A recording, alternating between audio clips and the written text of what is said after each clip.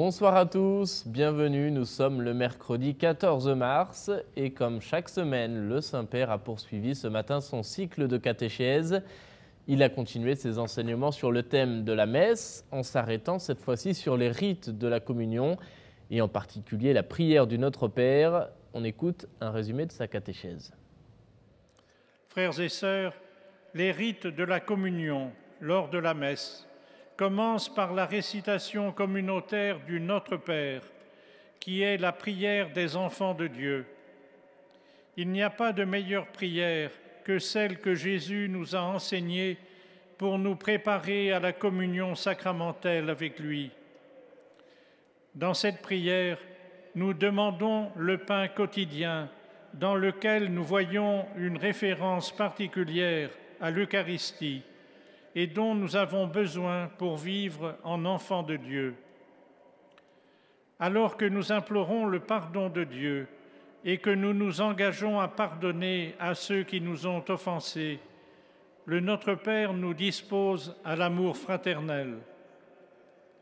Et enfin, nous demandons à Dieu de nous libérer du mal qui nous sépare de lui et de nos frères.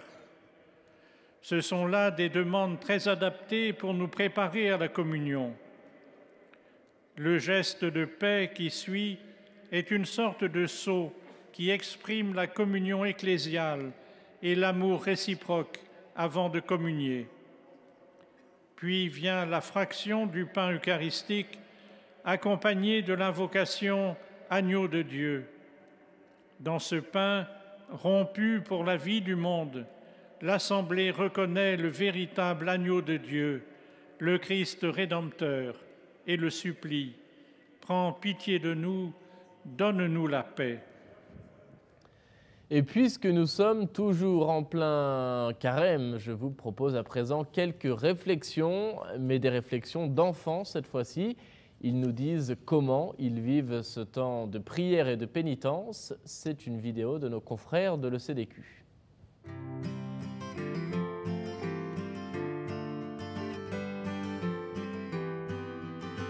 C'est pour attendre Jésus.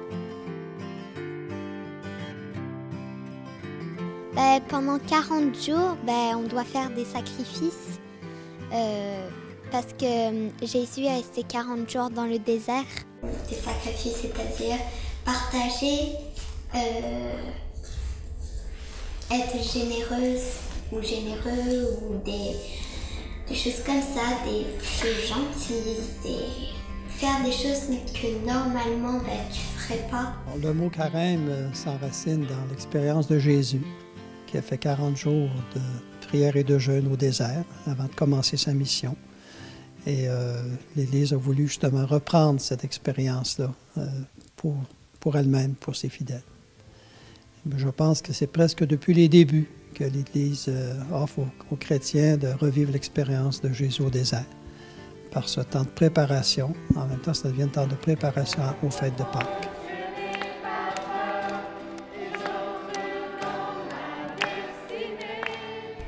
Au lieu d'aller sur l'ordinateur, tu peux aller prier. Moi, je crois que c'est de faire des bonnes actions. Par exemple, c'est comme si tu aimes le chocolat, tu peux dire je vais donner le chocolat à des gens qui n'ont pas le moyen de se payer le chocolat. Ou c'est de rendre service à la fois à quelqu'un, de résister à la tentation et en même temps se sentir bien puisque tu as fait du bien à une autre personne. Ce que je ferais comme sacrifice, c'est si quelqu'un a quelque chose de mal et que je prévois quelque chose que moi je voulais faire, laisser tout tomber ça, remettre à une autre fois et aider la personne qui a comme un souci. Voilà, c'est ainsi que s'achève cette émission. Merci à vous de l'avoir suivi, merci de votre fidélité. Je vous souhaite à tous une très belle soirée. À bientôt.